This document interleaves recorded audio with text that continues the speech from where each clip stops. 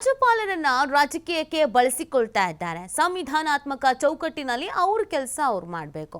ರಾಜ್ಯಪಾಲರು ಸಂವಿಧಾನಕ್ಕೆ ಅಪಮಾನ ಮಾಡಿದ್ದಾರೆ. ಗವರ್ನರ್ ವಿರುದ್ಧ ಸಾರಿಗೆ ಸಚಿವ ರಾಮಲಿಂಗಾರೆಡ್ಡಿ ಅವರು ಈ ರೀತಿಯಾಗಿ ಆಕ್ರೋಶ ವ್ಯಕ್ತಪಡಿಸ್ತಾ ಇದ್ದಾರೆ.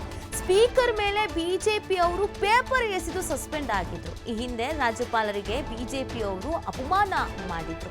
ನಾವು ರಾಜ್ಯಪಾಲರಿಗೆ ಅಪಮಾನ ಮಾಡುವವರಲ್ಲ, ಸಂವಿಧಾನಾತ್ಮಕವಾಗಿ ನಡೆದಿಲ್ಲ ಅಂತ ಪ್ರತಿಭಟನೆಯನ್ನು ಮಾಡಿದ್ದಾರೆ. ರಾಜ್ಯಪಾಲರ ವಿರುದ್ಧ ಸಚಿವ ರಾಮಲಿಂಗಾರೆಡ್ಡಿ ಕಿಡಿಕಾರಿದ್ದಾರೆ. ಮೇಲೆ ಬಿಜೆಪಿಯವರು 15 ಜನ ಸಸ್ಪೆನ್ಷನ್ ಆಗಿದ್ದರು. ಆ ಸ್ಪೀಕರು ಸಂವಿಧಾನಿಕ ಸ್ಥಾನ ತಾನೆ, ಸ್ಪೀಕರ್ ಅವ್ರ ಮೇಲೆ ಪೇಪರ್ ಎಸೆದು ಇದೆಲ್ಲ ಮಾಡಿ ಗಲಾಟೆ ಮಾಡಿದ್ರು ಅವರು. ಆಮೇಲೆ ಇದೇ ಬಿಜೆಪಿ ಪಕ್ಷ ವಿರೋಧ ಪಕ್ಷದಲ್ಲಿದ್ದಾಗ ಗವರ್ನರ್ ಅವ್ರ ಬಗ್ಗೆ ಇವರು ಕೂಡ ಸ್ಲೋಗನ್ಸ್ ಹಾಕಿದ್ರು.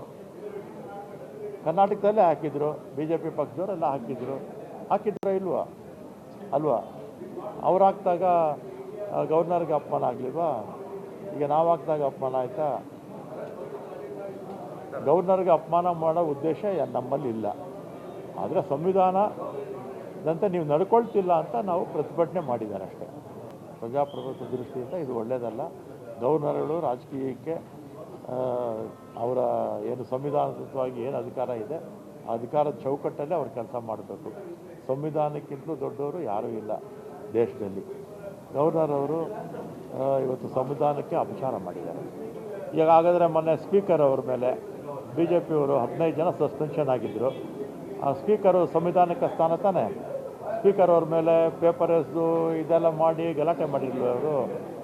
ಆಮೇಲೆ ಇದೇ ಬಿಜೆಪಿ ಪಕ್ಷ ವಿರೋಧ ಪಕ್ಷದಲ್ಲಿದ್ದಾಗ ಗವರ್ನರ್ ಅವ್ರ ಬಗ್ಗೆ ಇವರು ಕೂಡ ಸ್ಲೋಗನ್ಸ್ ಹಾಕಿದ್ರು. ಕರ್ನಾಟಕದಲ್ಲೇ ಹಾಕಿದ್ರು, ಬಿಜೆಪಿ ಪಕ್ಷದವರೆಲ್ಲ ಹಾಕಿದ್ರು ಇಲ್ವಾ ಅಲ್ವಾ? ಅವ್ರು ಹಾಕಿದಾಗ ಗವರ್ನರ್ಗೆ ಅಪಮಾನ ಆಗಲಿಲ್ವಾ?